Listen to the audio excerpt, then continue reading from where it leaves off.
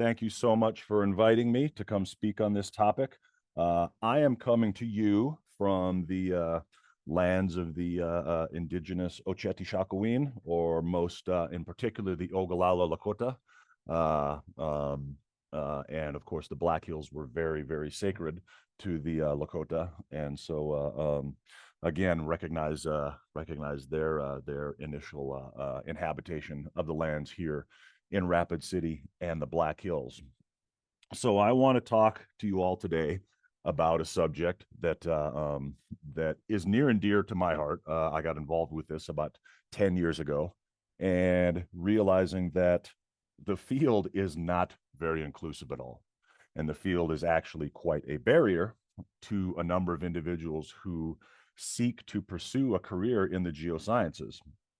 And there is a lot of work going into trying to figure out how exactly the field is exclusionary and what we can do to make it more inclusive. So here are some numbers, and the numbers are not great. So what we've got is field activity does present inclusion barriers. Everyone knows that there are pervasive attitudes of ableism in the field. You had better be able to show up and keep up physically. There is economic exclusion. The field is not cheap in order to go into. You have to travel. You have to buy equipment. You have to be able to stay away from work for extended periods of time. And there is also, unfortunately, pervasive sexual harassment and assault in the field. Several recent studies have sort of highlighted this unfortunate trend. Here you can see some data from some American trends in bachelor science degrees in earth science. You can see that earth science bachelor degrees are predominantly white. So other ethnicities are not very well represented at all. And over here, you can see that men trail women in terms of achieving earth science degrees as well. These data are a little old. You can see they stop at 2012. And so what I've got here are some actually current trends. This is from 2012 onward. So you can see again, Caucasian white really sort of outnumbers the other ethnicities by quite a bit. There's some good news on the women in geoscience fields. There's actually been an uptick, at least according to the data. So this is back in, let's see, 2012, 2013. We can see that women were lagging. But if we jump ahead to 2019, we can see a little uptick. 2020 and 2021, women are starting to catch up a little bit. So fortunately, the trend in terms of women is getting better, but in terms of other ethnicities, the numbers are way behind white people in terms of participation in the geosciences. So field education, what are barriers to inclusion in field settings? If folks got their microphones on, this is going to be a little interactive part of the lecture. So go ahead and pipe in with your answers. All right. So what I want you to do is I'm going to show you some pictures and tell me what you think might be barriers to inclusion when I show you these pictures. This one's pretty easy. All right.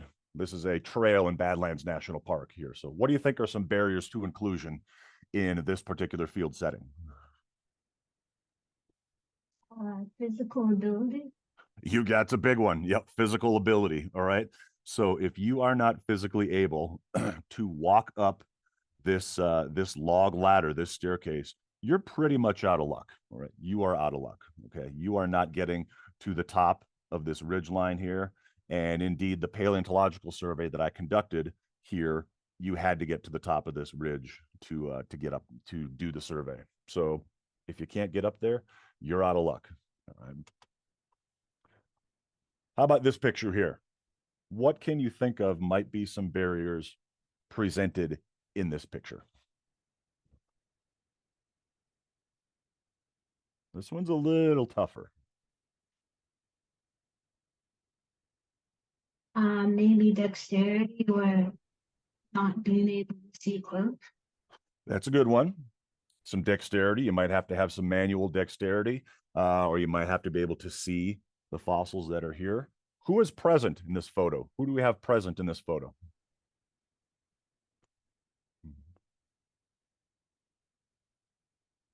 It's a couple of men, right? It's a couple of white men only, all right?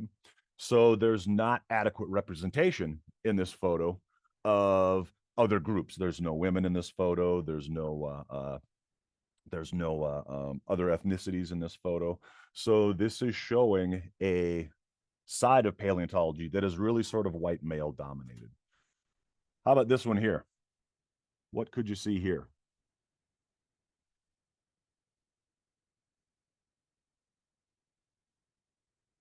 Any ideas? So in the second photo, you Yep. obviously have some women and possibly looks like people of color. Mm-hmm. But you also have people who aren't wearing technical field gear, which is potentially a financial barrier to a lot of folks. Exactly. Yep. So this picture shows some financial barriers in the sense that there's people here who are not wearing high-tech field gear. There are backpacks here that are expensive. There are hats here and other types of clothes that are expensive. This one illustrates a financial barrier. All right. Okay, here's the last one, my favorite one. How about this?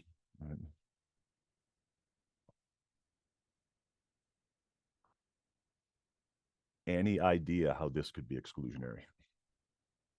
That is a cheeseburger and fried cheese curds and a chocolate shake.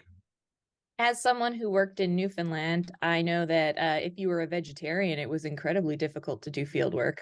Absolutely. Yep. If you are a vegetarian, if you have dietary restrictions, field work is tough. Field work is awful.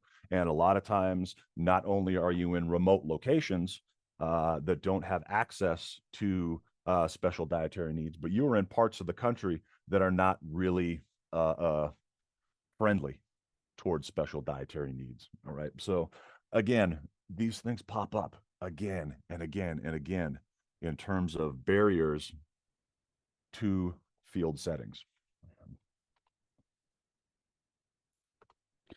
So in order to address this, we developed a NSF proposal called FIELD, which was Fieldwork Inspiring Expanded Leadership and Diversity. And this was a collaborative project between geoscientists and social scientists.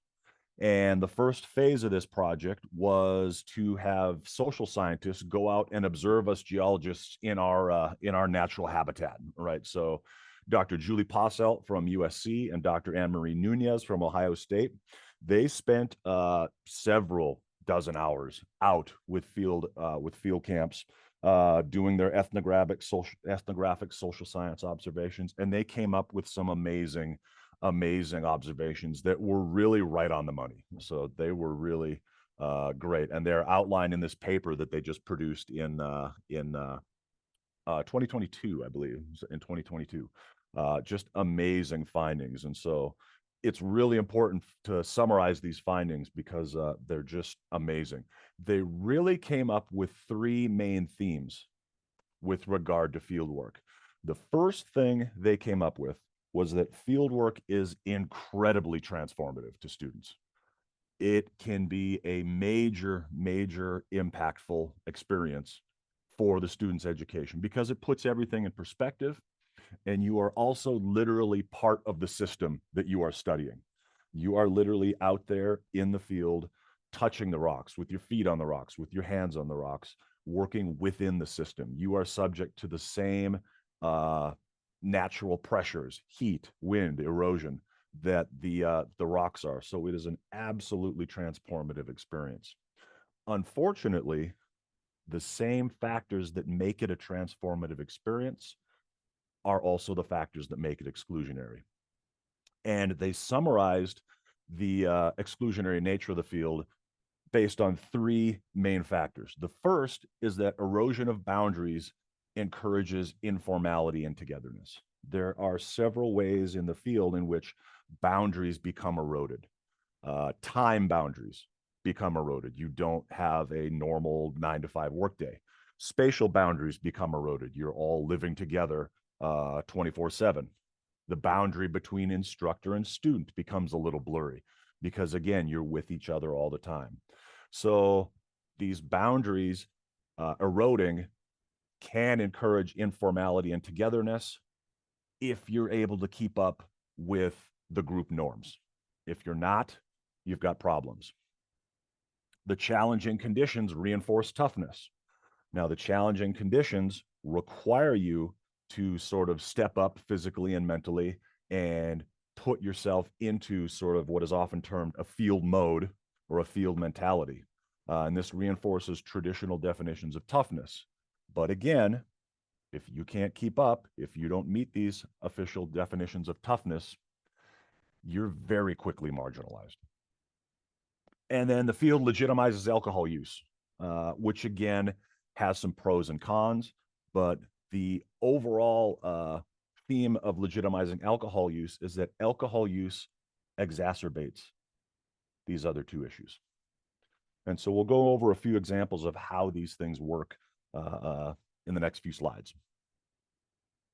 So erosion of boundaries encourages informality and togetherness. Again, as an example, all right, the instructor-student boundary becomes a little more blurred because you are out in the field, you are constantly interacting, you're interacting at work, you're interacting during meals, you're interacting in the evening. And so what this does is it breaks down the barrier between student and instructor, student and mentor, and allows for basically 24/7 interaction between students and instructors. And this works very well, all right? It allows for not only more informal instructor-student mentoring, but also a great degree of peer mentoring. Everyone sort of comes together and works hard in the field, helping and supporting each other. The downside to the erosion of boundaries is unprofessionalism. It's very easy for particularly instructors or more commonly teaching assistants to slip into unprofessional behavior, unprofessional comments, unprofessional actions. It's really easy to sort of slip into unprofessional behavior. And then gendering.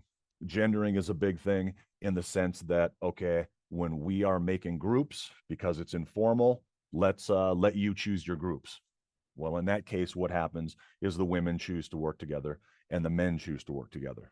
And the students of a certain ethnicity work together and the students of another ethnicity work together. This may not necessarily be a bad thing, but it also does sort of inhibit those diverse sources of collaboration that could really make the field a much more transformative experience. Another thing that often happens is unless you are able to effectively interact with the instructors, the erosion of boundaries doesn't benefit you. If you aren't as outgoing, if you aren't as assertive, the erosion of these boundaries might not work to your advantage, and so you may be further marginalized. Another big one in the field is temporal boundaries. You've got a longer workday, and a lot of times in the field, because time is limited, you are working as you need to work, right? You are working longer hours, and you often lose track of time in the field. You have this increased focus on a single task that needs to be accomplished in the field, and you slip into what is often referred to as field mode or field mentality. Time becomes an accessory, and you don't really pay attention to it. You're just working on getting things done. Again, that's very good for enhancing your focus, very good for making this a transformative experience and that it's totally immersive, but it can be bad. If you are, for whatever reason, not physically able to work the extended hours, you are not going to be able to keep up. Additionally, those with specific time needs become marginalized, such as diabetics who have to manage their insulin, or practicing Muslims who have a need to pray at certain times of the day. Unless you're aware of those things, you can become marginalized and your needs can be neglected. So again, the theme for a lot of this is the field is a double-edged sword in the sense that it provides fantastic, immersive, and transformational experiences. At the same time, it marginalizes groups who don't fit the standard field mold. Challenging conditions reinforce toughness, and they reinforce the traditional sense of physical toughness. Can you handle it? Can you hike long distances? Can you climb high mountains? That sort of thing. All right. The benefit, again, is that the immersive nature of field work creates a learning experience not possible on campus.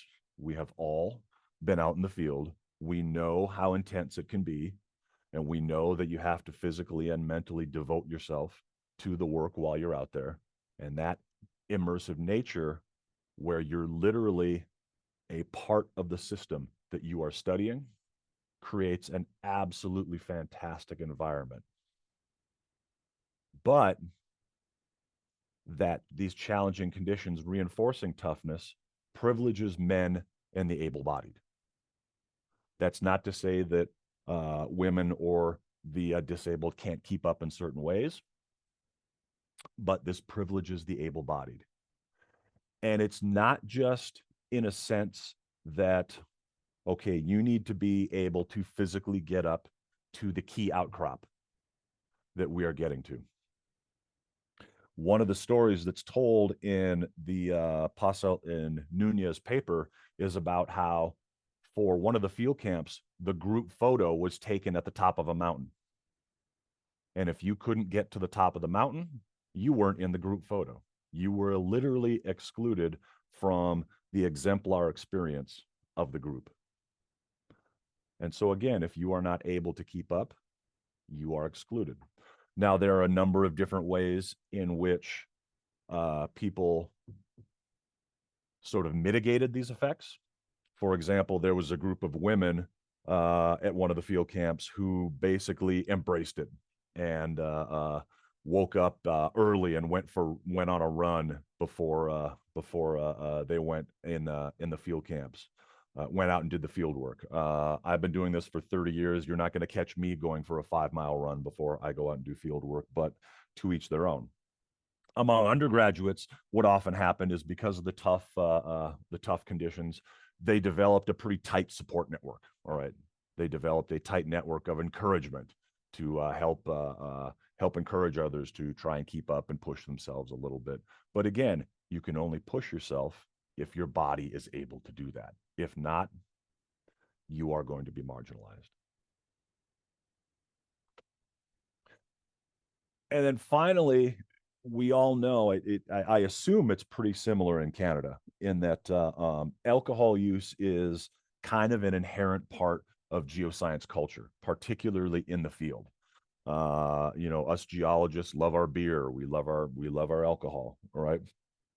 And the benefits of alcohol use in the field was, of course, alcohol acted as this social lubricant. A lot of us in the geosciences may not be the most adept socially. We may have self-consciousness issues. We may feel we have social anxiety. And so alcohol can help reduce inhibitions a little bit and help you open up and socially interact a little bit around the campfire. And of course, a reward for hard work. There is nothing better than a cold beer after a long day in the field. But again, there's a downside to all this. And the downside is that if you don't drink for health, for religious reasons, whatever, you're probably going to be marginalized. All right. Everyone else is having beers and having a good time, and you're going to feel like the odd person out. And of course, with alcohol, with decreased inhibitions, there's an increased risk for sexual harassment and assault.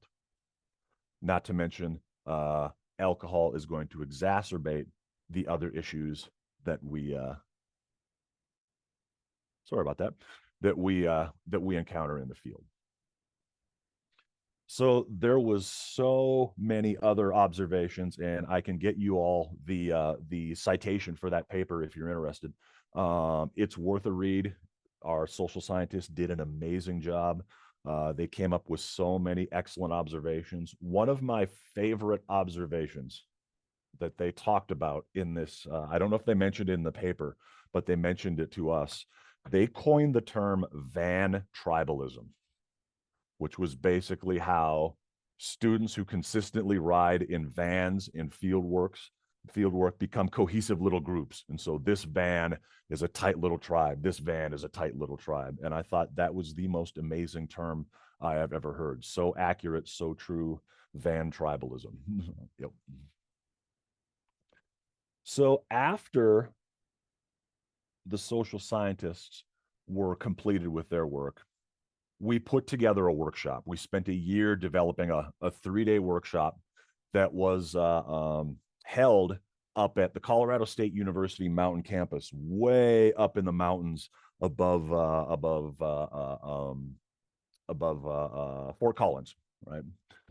And so we vetted 26 participants from 19 institutions to come and participate in this workshop to share in some of the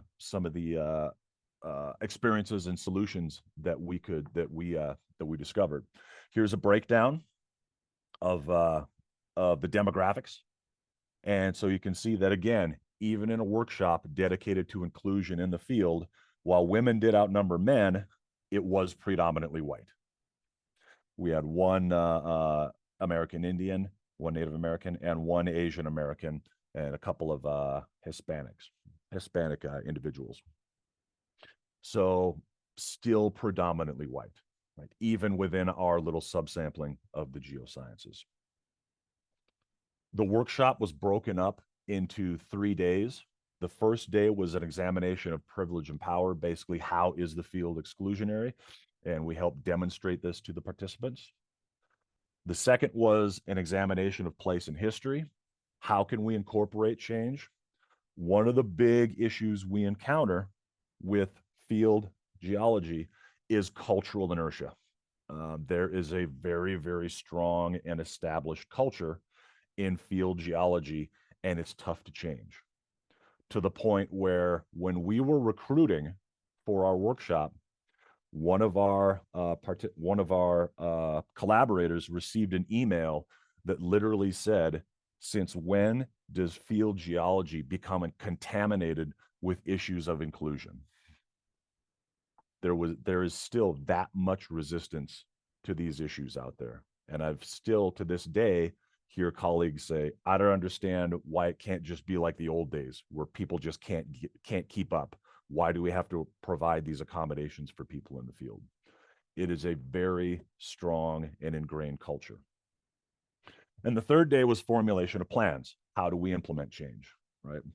This was a exceedingly intense and transformative 72-hour experience, both for the participants and the conveners.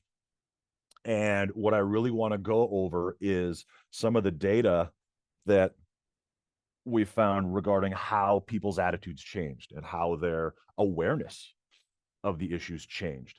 And it really shows that in many instances, all we have to do is make people aware of these issues, and the solutions start to present themselves. So participants were polled at the beginning of the workshop, and they were basically asked a number of questions. Two of the most important were, what are some of the issues that create barriers in the field? And what are some of the potential solutions that we can apply to these barriers? And so pre-workshop, participants recognized an average of 3 barriers. And the top 4 barriers that were recognized were economic status. Obviously, the field is pricey. Physical ability. If you can't keep up, you're in trouble. Gender issues, sexual assault, sexual harassment, and cultural ethnicity issues. For example, a lot of individuals of color are very reticent to come to the rural areas of the United States for fear of safety. And interestingly enough, of the 29 people who came who are interested and aware of inclusion issues in the field, 17% of the participants could identify no barriers. 17% of the participants were not aware of any barriers to inclusion in the field. After our 3-day workshop, 5 barriers were recognized, and the results changed. Economic status was still a big one, but these cultural and ethnic issues were also made much more apparent to the participants.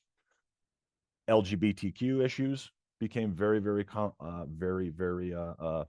commonplace as well, and physical ability.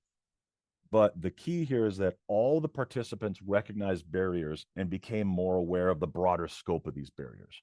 They became aware of the fact that, okay, economic status, yeah, it is difficult for students to find the money and resources to come to the field, but this also affects certain student groups more than others.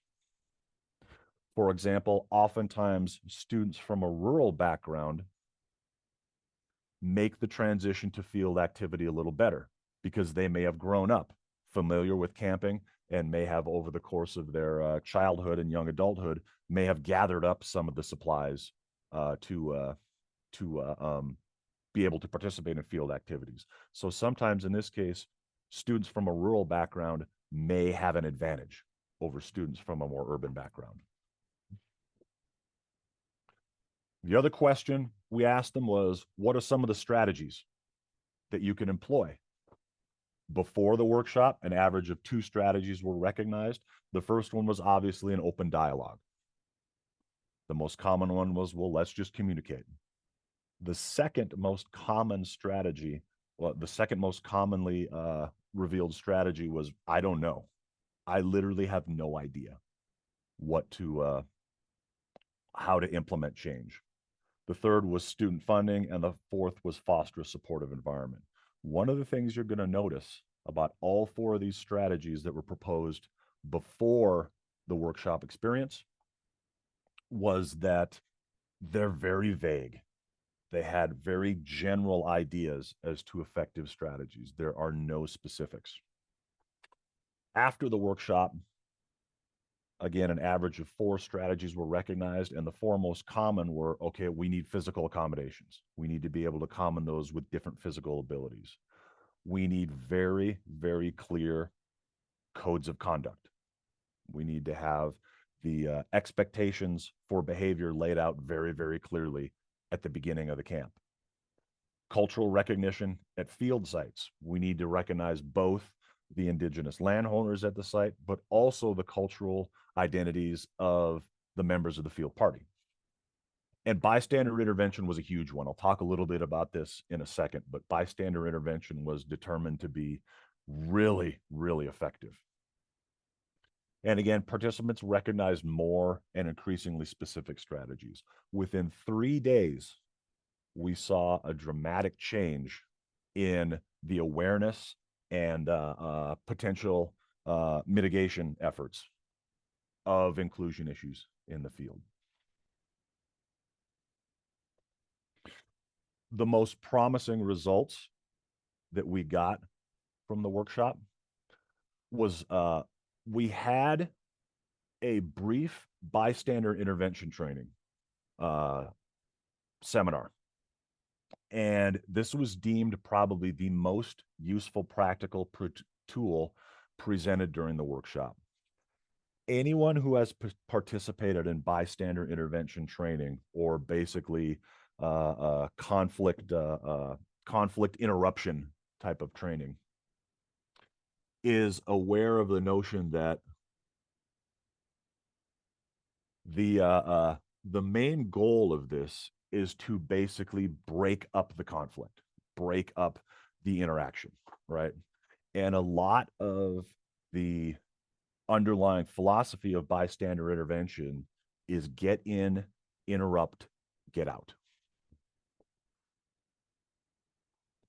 Now, one of the problems with the field is you can't escape. You are all locked in to this environment for the duration of the field experience. And so the typical bystander of intervention approach of get in, interrupt the conflict, get out, isn't applicable in the field. You can't escape. And so one of the things that was done was we developed and presented some bystander intervention presented with field scenarios in mind. And you have to take a little different approach to bystander intervention when you're in the field. There has to be more communication, more interaction, knowing that you're going to be stuck together for the duration. It was also deemed that these social science perspectives were absolutely imperative. The fact that these sort of unbiased individuals who were outside of the culture came in and made these incredibly accurate observations was deemed absolutely imperative. There is a field culture. There is a culture surrounding field activity, and we as geoscientists just sort of embrace it and take it for granted. The fact that these external observers came in and were able to observe and summarize this culture means that they can help define it, and they can help us realize in an external and unbiased way how this field culture makes the experience exclusionary. So, what are some of the best strategies to employ when addressing inclusion in the field? This is still a very, very rapidly evolving school of thought. And we are only just beginning to figure out ways in which we can make the field more inclusive. And as a result of this workshop, there are now a number of different field instructors out there trying new things and observing the nuances of the efficacy of these strategies. Some of them are working as well as expected. Some of them are working in ways that we did not expect. A great many more of them are kind of backfiring. They're having unexpected results. But some of the best strategies that we think are to be employed involve clear codes of conduct. So in order to head off conflicts associated with the exclusionary nature of the field, make it very clear ahead of time what the expectations are in the field. How are you expected to behave? How are you expected to interact with your fellow field participants? What are the academic expectations? You name it, all right? Piggybacking on this is adequate student preparation, right? This is probably one of the most challenging aspects of inclusion in the field, is how do we adequately prepare our students or our non-student field participants for the experience? This encompasses such a broad scope of issues that this is probably the area with the most challenging solutions to find. How do you prepare students physically? How do you prepare them mentally? How do you just provide them with some level of comfort in the sense that what is a day going to look like in the field? However, one of the things we're finding is that the more you attempt to do this, the better your students will be. There was a paper that came out a couple years ago about helping students on the autism spectrum get through the field experience. And one of the main points of this paper was that students on the autism spectrum need preparation before the field. They need to have preparation before the field. And indeed, the preparation that is used to help students on the autism spectrum have a better field experience, benefits everyone. So if everyone is given sort of a clear schedule about what the day is going to look like, if everyone is given a little more of a regiment in terms of when are meals, when is study time, when is work time, that helps everyone. Respect over recruitment. This is one that I found was interesting. When we were examining strategies for making the field more inclusive, over and over again, what we found was that the first instinct for field activity was to focus on broader recruitment, was to focus on how do we get more diversity in the field. When in reality, what we should be focusing on is how do we make the field a more respectful and inclusive environment, right? Yes, we can focus efforts on recruiting from a broader audience, but if we are not making the field a more inclusive experience, folks aren't going to stay and they're not going to embrace it. So we need to emphasize respect and inclusion within the field environment over the recruitment process. That's not to say that recruitment from a broader range of participants isn't important, but it's not going to work unless we foster the respectful environment. Make resources available any way you can. Any way you can make resources available. You know, we here at the School of Mines have developed sort of an equipment pool where faculty, staff, whoever donate resources, make them available to the students. I know the students communicate with each other to see who can share resources.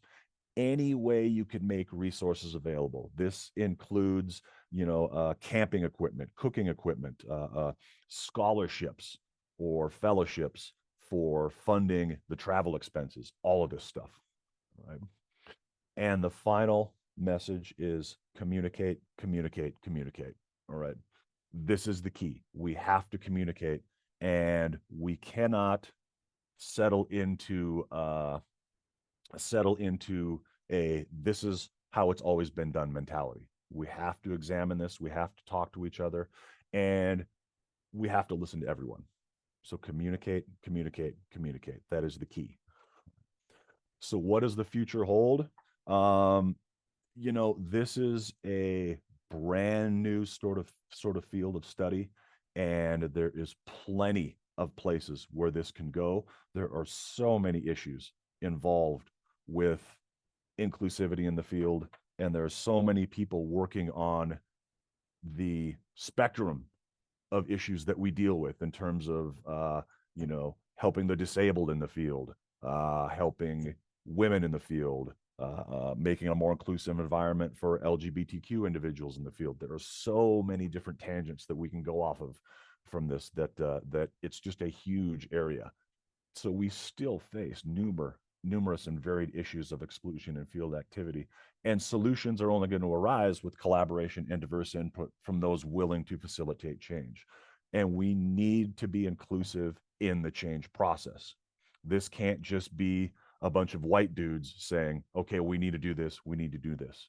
You need to include the people whom this is going to affect. With that, I'd like to thank the National Science Foundation for supporting this. The CSU Mountain Campus, this was an amazing experience up in the mountains of Colorado. We were up at 10,000 feet. I'm a big guy who grew up on the prairie. I do not do well at 10,000 feet, right? The field team, the workshop participants. And I just want to leave you with, before I take questions, one of my favorite themes to all this stuff. We've of course got a feller down here in a wheelchair who wants to get into the building, and he's asking the guy, can you shovel the ramp here?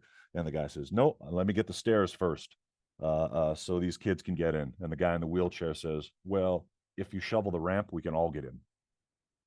Clearing a path for people with special needs, and this does not just apply to the disabled, but clearing a path for anyone with special needs clears the path for everyone. Making the field more inclusive means it is better for everyone. Thank you so much for having me, for letting me present on this work, and I am thrilled to take questions at this point.